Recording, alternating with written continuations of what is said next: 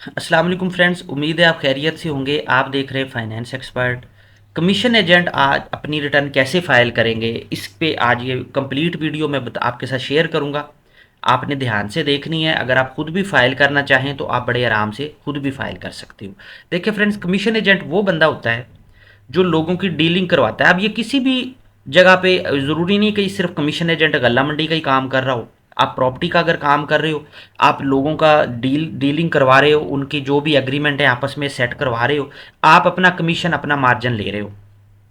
आप एक्चुअल में कोई चीज़ सेल या परचेज नहीं कर रहे, मतलब आप ट्रेडिंग नहीं कर रहे। ये कमीशन एजेंट्स की मैं बात कर रहा हूँ, जो लोगों का सिर्फ कॉन्ट्रैक्ट करवाते हैं बायर और सेलर को मिला के और अपना कमीशन ले लेते हैं। ये किसी भी तरह की हो सकती है, गल्ला मंडी में भी हो सकती है, प्रॉपर्टी में भी हो सकती है, गाड़ियों में भी हो सकती है। जैसे अक्सर शोरूम पे लोग बैठे होते हैं, लोगों से गाड़ियां एक दूसरे का कॉन्ट्रैक्ट करवा के वो अपना 20-50 जो उनकी रोजी बनती है वो ले लेते हैं। तो ये कमीशन एजेंट ये काम करते हैं। अब इन्होंने अपनी रिटर्न कैसे फाइल करनी है, ध्यान से देखिएगा। सबसे पहले तो आपने आईआरएस में लॉगिन कर लेना। अगर आपको नहीं पता तो ये एफबीआर की मेन वेबसाइट पे इनकम टैक्स पे आपने आके क्लिक करना है। वो आपसे कहेगा अपना आईडी और पासवर्ड डालने।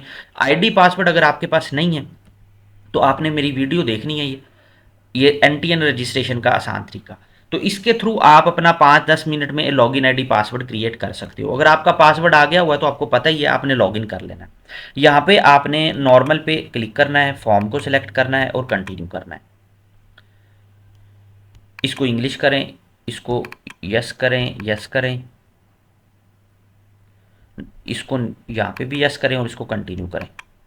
नीचे आ जाएं और इसको यहाँ पे यस करके एक्सेप्ट करें। ये अब आपके सामने फॉर्म ओपन हो जाएगा। फ्रेंड्स देखें, अब आपने कमीशन की वर्किंग करनी कैसे।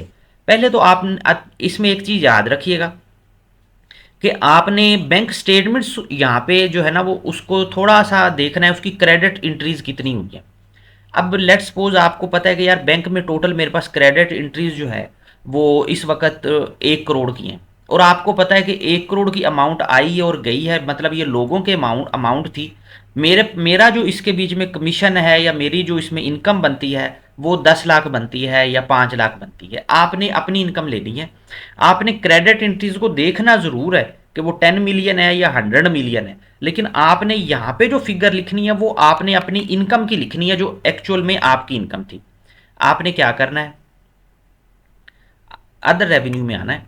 जैसे मैंने आपको बताया है कि आपको पता होगा ना कि आपका कितने परसेंट मार्जिन होता है। मतलब 2% है, 1% है, ½ % है, 4% है, जितना भी आपका मार्जिन है।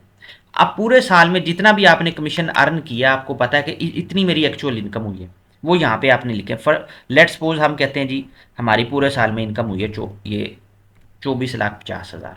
इसको कैलकुलेट कर। अब इस इनकम को अर्न करने के लिए आपने कोई एक्सपेंसेस भी किए होंगे। तो वो अगर एक्सपेंसेस आपने किए हैं और आप उसको यहाँ पे लिखना चाहो तो आप कर सकते हो, माइनस भी कर सकते हो। अगर वो एक्सपेंसेस आप नहीं डालना चाहते तो यहाँ पे नेट इनकम भी लिख सकते हो कि मेरी इनकम टोटल हुई 7 लाख रुपए है। ठीक है, वो आपकी मर्जी है। अगर आपने एक्सपेंसेस डालने हैं तो यहाँ पे आके आप डाल सकते हो। अगर आपने कोई ऑफिस लिया हुआ है, ठीक है, उसका एग्रीमेंट है कोई रेंट का आपका, तो आप पूरे साल का यहाँ पे रेंट लिख सकते हो जी, पूरे साल का ये मेरा रेंट है। इसके अलावा आपने ऑफिस बॉय रखा हुआ है, कोई और स्टाफ रखा हुआ है जिसकी आप सैलरीज देते हो, वो भी आप यहाँ पे लिख सकते हो। ठीक है, ट्रैवलिंग आपकी होती है, आप बिजनेस के लिए जाते हो, क्लाइंट के पास जाते हो, क्लाइंट ढूंढते हो, उसका एक्सपेंस वो भी आप यहाँ पे डाल सकते हो। बिजली वाटर जो एक्सपेंस हैं आपके ऑफिस के, वो पूरे साल के, वो भी यहाँ पे आप लिख सकते हो। बेटर है अगर आपका ऑफिस है तो बिजली के बिल, ये जो बिल आते हैं ना वो उनकी टोटल अमाउंट करें। घर की ज़रूरत नहीं होती, लेकिन जो ऑफिस का होता है वो लाजमी करें। मोबाइल फ़ोन के एक्सपेंस आप डाल सकते हो यहाँ पे। ठीक है, ऑफिस की रिपेयर मेंटेनेंस, वो भी अगर स्टेशनरी यूज़ होती है ऑफिस में आपके, लेटर हेड्स या जो भी आप यूज़ करते हो, तो वो भी यहाँ पे लिख सकते हो। इसके अलावा आप नीचे आप देख लें, जो भी एडवर्टीजमेंट अगर आप करते हो, आप सोशल मीडिया ऐड लगाते हो, बिल बोर्ड्स पे कर रहे हो अपने उस बिज़नेस को प्रमोट करने के लिए, तो वो भी यहाँ पे आप अपना लिख सकते हो। प्रोफेशनल चार्जेस, आप टैक्स कंसल्टेंट को जो भी फीस साल के बाद आप पे करते हो अपनी रिटर्न फाइलिंग की, वो भी यहाँ पे आप लिख सकते हो। ठीक है, और नीचे अदर इनडायरेक्ट में एक हम लमसम अमाउंट लिख देते हैं कि हमारे बाकी एक्सपेंस छोटे मोटे जो हमें याद नहीं है वो इतने हो सकते हैं, इसको टोटल करें। अब ये आपका टोटल एक्सपेंस आ गया। यहाँ पे अब आप अपनी इनकम अगर देखें टोटल अब कितनी 5,09,000 नेट आपको बच गया है, इसके ऊपर टैक्स लगेगा। ठीक है, 6 लाख तक कोई टैक्स नहीं है, तो इस इनकम पे कोई टैक्स पे नहीं करेंगे आप, वो अब मैंने आपको बता दिया। ठीक है, आप कंप्यूटेशन पे भी जाएंगे तो यहाँ पे कोई आपका एडमिटी टैक्स नहीं बन रहा। ठीक है, अगर एडमिटी टैक्स बन रहा हो, मैं आपको बता देता हूँ आपको समझाने के लिए कि अगर एडमिटी टैक्स बन रहा हो तो फिर क्या करना है।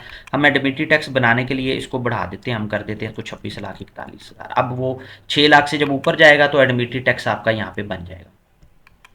ये देखें, ये आपका एडमिटी टैक्स बन गया 15,000। ठीक है, इसका क्या करना है अभी आगे मैं बताता हूँ जी। ये आपकी इनकम की डिटेल हो गई है, आपने इसको यहाँ से कॉपी करना है और इसको वेल्थ स्टेटमेंट में यहाँ पे नॉर्मल वाले में पेस्ट कर देना, इसको कैलकुलेट कर देना है आपने। ठीक है, अब जो टैक्सेस है ना, देखो आपके जो टैक्स की डिडक्शन पहले हो चुकी है वो यहाँ पे क्लेम करने हैं आपने। यहाँ पे आप अपना मोबाइल फ़ोन का भी टैक्स क्लेम कर सकते हो, बाज़ दफ़ा तो सिस्टम ऑटोमेटिकली एंट्री कर देता है। अगर वो नहीं करता तो आप यहाँ पे आओगे ना, ये देखें आपको हर चीज़ मिल जाएगी, आपने वन बाय वन ये एडजस्टेबल में चीज़ें चेक करनी।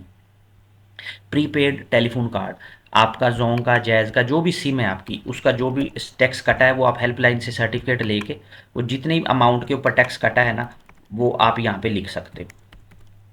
ये मैं सिर्फ समझाने के लिए एंट्री कर रहा हूँ, मैं अमाउंट्स को जस्ट वैसे ही डाल रहा हूँ आपको बताने के लिए।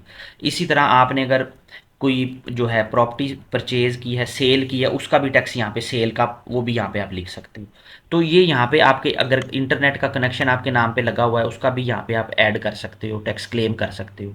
बिजली का बिल आपका जो ऑफिस का है और जो आपके घर का है वो भी आप यहाँ पे अगर उस पर इनकम टैक्स आया है तो क्लेम कर सकते हो। कैसे करेंगे ये मैं आपको दिखाता हूँ, ये सर्च या ये देखें, इलेक्ट्रिसिटी बिल कमर्शियल और डोमेस्टिक, मतलब टैक्स दोनों बिलों का क्लेम होगा, घर का भी और उसका ऑफिस का भी। यहाँ पे क्लिक करें, उसको आप रेफरेंस नंबर दें, ऐड करें उसको, यहाँ पे जो भी टैक्स कटा है उसका वो यहाँ पे बताएं और जितनी अमाउंट पे कटा है वो भी बताएं कि बिजली उसकी बिल की टोटल अमाउंट कितनी थी। तो ये चीज़ें आप क्लेम करोगे तो जो आपका ये टैक्स कंप्यूटेशन में आ रहा है ये कम हो जाएगा। देखें अब ये 14,000 हो गया। ठीक है, ये जितना आप ऐड करोगे वो कम होता जाएगा।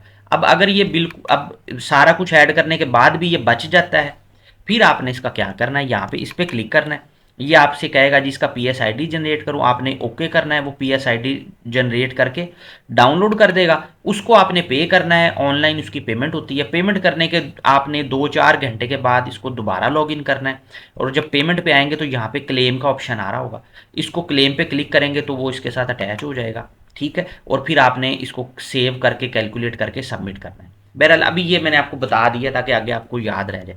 अब नेक्स्ट इसका काम क्या होगा, हमने बिजनेस के बीच, आप बिजनेस की कर रहे हैं ना, आपने वेल्थ स्टेटमेंट में ये डाल दी है। अब इसका एक और इसकी आपने चीज़ करनी है, बिजनेस में आना है, एसेट्स और लाइबिलिटीज़ में आपने आना है। अब जितना बिजनेस का कैपिटल आपने अपनी वेल्थ स्टेटमेंट में शो किया हुआ है वो यहाँ पे लिखें। अगर आपने नहीं किया अभी तक तो कोशिश करें उसको कर दें, वो ठीक होता है। ये आपने 1 मिलियन लिख दिया यहाँ पे। अगर मार्केट में आपका कोई पेएबल है, लोगों को कोई पैसा देना है तो आप वो भी यहाँ पे लिख सकते हो कि मेरा क्रेडिट इतना है जो मैंने लोगों को पे करना है। उसके बाद ये 15 लाख हो गया, अब इसको बैलेंस करना है। यहाँ पे कैश एंड कैश इक्विवेलेंट में इधर वो अमाउंट आएगी जो आपके बिजनेस अकाउंट्स हैं, उनका जो 30 जून 2025 का क्लोजिंग बैलेंस है वो आपने यहाँ पे लिखना है। पर्सनल का नहीं लिखना, वो वेल्थ स्टेटमेंट में आएगा। यहाँ पे आपके बिजनेस का जो अकाउंट्स हैं उनके टोटल बैलेंस आपके यहाँ पे आएंगे, उनको सबको जमा कर लेना है आपने और उसको थोड़ा सा बढ़ा के यहाँ पे लिखना है। हम कहते हैं हमारा टोटल जो बैंक्स में बैलेंस पड़ा हुआ था 30 जून 2025 को वो इतना था। 12 लाख हम इधर लिख देते हैं, 3 लाख आप इसमें डाल दें अपने ऑफिस के फर्नीचर की मद में। ये मैं आपको सिर्फ समझाने के लिए कर रहा हूँ, आपने देखना है कि आपने किस हेड में डालनी है, ज़रूरी नहीं है कि आपने इसी हेड में डालनी हो। ठीक है, अब अक्सर लोग कहेंगे जी ये इधर नहीं डालनी थी उधर डालनी थी, तो वो आपकी अपनी मर्जी है। मैं आपको एक चीज़ बता रहा हूँ कि इधर एंट्री करनी है आपने, वरना वो आपको आगे नहीं जाने देगा। यहाँ पे ये करके अब आपने वेल्थ स्टेटमेंट पे आ जाना है। अब आपकी ये वर्किंग कंप्लीट होगी। पर्सनल एक्सपेंस जैसे मैं हर दफ़ा बताता हूँ, यहाँ पे आपने एक लमसम सी फिगर डाल देनी है पर्सनल एक्सपेंस में कि जी बस ये पूरे साल का यही खर्चा था हमारा। ठीक है, वो जितना भी है वो इनकम के हिसाब से देख लें। अगर इनकम 50 लाख है तो खर्चा भी 30-40 लाख कर सकते हो, अगर इनकम 30 लाख है तो डेफिनेटली खर्चा आपने उससे कम ही शो करना है जी। ये डालने के बाद हमारी अब वेल्थ स्टेटमेंट में हम एसेट्स और लाइबिलिटीज़ में आ जाएंगे। एसेट्स और लाइबिलिटीज़ में देखें, सबसे पहले अगर तो पिछले साल आपने फाइलिंग की हुई है तो सारी चीज़ें खुद ही आ रही होंगी। जो प्रॉपर्टी आ रही है सेल नहीं हुई वो ऐसे ही आएगी, उसको नहीं छेड़ना आपने। नई प्रॉपर्टी ली है तो उसको ऐड करना है, और अगर फर्स्ट टाइम फाइल कर रहे हो तब भी आप ऐड कर सकते हो। यहाँ पे प्रॉपर्टी का कंप्लीट एड्रेस देना है आपने, जो भी उसका एड्रेस है, कितने मरले है, क्या एड्रेस है, किधर है, उसकी वैल्यू बताएं कितने की ली थी आपने, तो वो यहाँ पे आपने प्रॉपर्टी लाजमी शो करनी है। अब इस प्रॉपर्टी से रिलेटेड 7E की वर्किंग भी होती है। 7E पे मैं एक सेपरेट वीडियो बना दूंगा सब लोगों के लिए कि आपने 7E की वर्किंग कैसे करनी है, वो इंशाल्लाह मैं आजकल में अपलोड करता हूँ। बहरहाल ये इधर आपने करनी है। अच्छा, ये बिजनेस कैपिटल अगर पहले ऐड नहीं किया तो अपने बिजनेस का जो भी आप नाम लिखना चाहो वो यहाँ पे लाजमी लिखें आप, ये प्रेजेंटेशन अच्छी हो जाती है। तो कैपिटल हमने वहाँ पे भी 1 मिलियन लिखा था, इधर भी आपने 1 मिलियन कर देना। ठीक है। इसी तरह जितने भी बैंक अकाउंट हैं, पर्सनल अकाउंट, बिजनेस के नहीं, जिसका टाइटल आपका पर्सनल नाम है, वो यहाँ पे आपने ऐड करने। अगर पहले ऐड किए हुए हैं तो वो एज इट इज़ आ जाएंगे। उनका 30 जून 2025 का बैलेंस आपने यहाँ पे अपडेट कर देना है कि 30 जून 2025 को कितने पैसे इसमें पड़े हुए थे।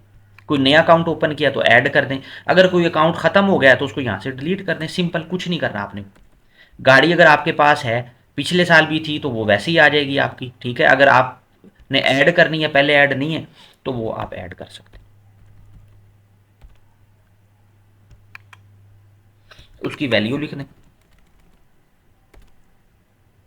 ये सारी चीज़ें बड़ी कॉमन सी हैं, आपने इसको फिल करना है। पिछले साल फाइलिंग की थी तो वो वैसी चीज़ें आ जाएंगी, आपने सिर्फ बैलेंस अपडेट करना है। अगर नहीं, आप फर्स्ट टाइम कर रहे हो तो ये चीज़ें आपने ऐड कर लेनी है। अगर गोल्ड ऐड करना है तो ऐड ऐड कर ले, उसकी जितनी वैल्यू जिस टाइम लिया था वो उस वैल्यू पे उसको लिख सकते हो आप।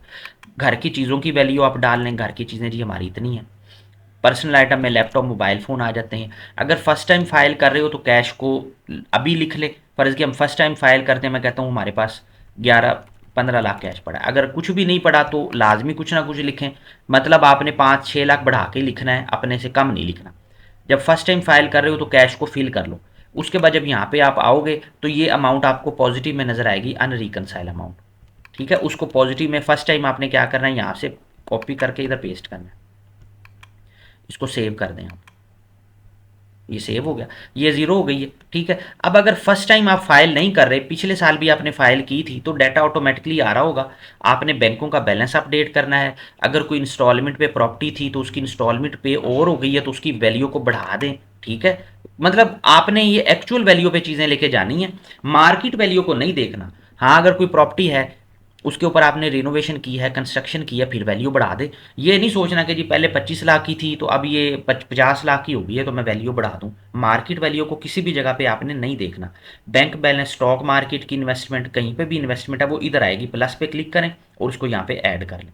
अब पहली दफ़ा अगर पिछले साल भी फाइलिंग की थी ना तो एक दफ़ा कैश को ज़ीरो करें, क्योंकि जो कैश होता है ना ये बैलेंसिंग फिगर होती है, इसको हम लास्ट में एडजस्ट करते हैं। आपने अपना सारा डाटा फिल कर लेना है, कोई चीज़ नहीं छोड़नी। ठीक है। और कोई एक्स्ट्रा चीज़ें डालने की ज़रूरत नहीं है, सिर्फ कैश में थोड़ी अमाउंट एक्स्ट्रा रख लें आप। उसके बाद जब आप रिकन्सिलेशन में आएंगे तो अनरिकनसाइल अमाउंट जो है वो नेगेटिव में आनी चाहिए। अगर पिछले साल फाइलिंग की थी तो ये अमाउंट अनरिकनसाइल नेगेटिव में आएगी, पॉजिटिव में सिर्फ फर्स्ट टाइम आती है, उसके बाद पॉजिटिव में नहीं आती है। इसको यहाँ से कॉपी करें, या तो अपने कैश को बढ़ा लें, इस अमाउंट से कैश में ऐड कर दें। अगर आप कहते हो नहीं मैंने कैश नहीं बढ़ाना, तो फिर आप इसको अपने एक्सपेंस में भी अगर ऐड करोगे तो ये ज़ीरो हो जाएगी। ठीक है। आपने इसको सबमिट करना है, सॉरी सेव करें इसको। सेव करने के बाद आपने एट्रीब्यूट में आना है, और एट्रीब्यूट में आपने इस एक दफ़ा ना मैं आपको सबमिशन का सारा प्रोसेस बता रहा हूँ। आपने ना एक और चीज़ करनी है, क्योंकि अभी वो सबमिट करने नहीं देगा, वो कहेगा पहले आप चलान पे करो। ये जो हमने यहाँ पे बनाया था, मैं आपको असल में एरर शो करना चाह रहा हूँ ताकि आपको चीज़ें पता लग जाए। एक दफ़ा इसको ख़त्म करने के लिए ना जस्ट मैं यहाँ पे एडजस्टेबल टैक्सेस में एंट्री डाल रहा हूँ ताकि ये ख़त्म हो जाए, और उसके बाद जो है ना वो फिर हम देखें कि एरर कौन कौन सा आता है।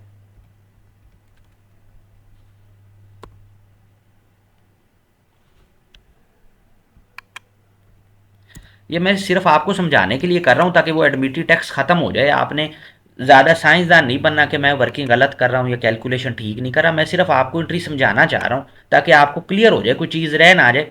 आप ये ना सोचें कि यार हर बंदा काम बीच में बता के छोड़ देता है ताकि पैसे देंगे तो फिर काम बताएगा। मैं आपको पूरी लाइव करके दिखा रहा हूँ। अच्छा ये देखें, अब एडमिटी टैक्स खत्म हो गया ना, ये मुझे अब सबमिट की करने देगा। अब जो जो एरर आएगी रास्ते में वो सारी मैं आपको सॉल्व करके दिखाऊंगा, ताकि आप अपनी रिटर्न खुद फाइल कर सको। अगर फिर भी आपने हमारी सर्विसेज लेनी हो तो ये ऊपर मैंने नंबर दिया है, आप रब्ता कर सकते हो। देखिए अब ये मुझे एरर दे रहा है कि जी पहले कोई बिजनेस ऐड करो। यहाँ पे एट्रीब्यूट में आए, यहाँ पे आपने अदर लिखना है, और ये रिटेलर अदर सर्विसेज, बस इस पर क्लिक कर लेना है। ये नहीं सोचने बैठ जाना जी मैं अपना कैटेगरी सेलेक्ट करूँगा, मैं तो स्पेशल कैटेगरी के अलावा ऐड ही नहीं करूँगा। तो भाईजान इतना टाइम किसी के पास नहीं होता, ना किसी ने देखना है।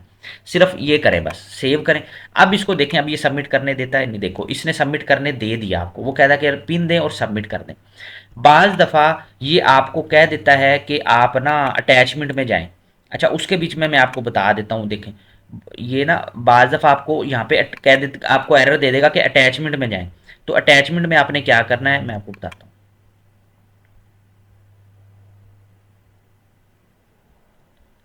यहाँ पे आपने, आपको कोई भी अटैचमेंट का जब ये एरर दे देना, तो ऐड फाइल पे जाएं, और यहाँ पे कोई भी पीडीएफ की जो फाइल है ना वो आप अटैच कर दें। कोई भी कर दें पीडीएफ की फाइल, चाहे अपने बिजली का बिल ही कर दें, सिस्टम ने नहीं पढ़ना। इधर भी ऐड फाइल पे जाएं और कोई भी पीडीएफ की फाइल अटैच कर दें, पीडीएफ की फाइल हो। फिर इसको सेव करके आप इसको सबमिट कर सकते हो। अगर ये एरर दे, मैंने इसलिए बताया ताकि बाज़ दफ़ा सिस्टम का पता नहीं लगता, वो एरर दे देता है। तो बहरहाल अभी उसने नहीं दिया, वो सबमिट कर देगा ऐसे। मैंने सारी चीज़ें आपको बता दी हैं, कोई चीज़ पीछे रह नहीं गई। उम्मीद है आपको वीडियो अच्छी लगी होगी। अगर अच्छी लगे तो उसको लाइक और शेयर ज़रूर कीजिएगा। अपना बहुत ज़्यादा ख्याल रखिएगा। Thank you.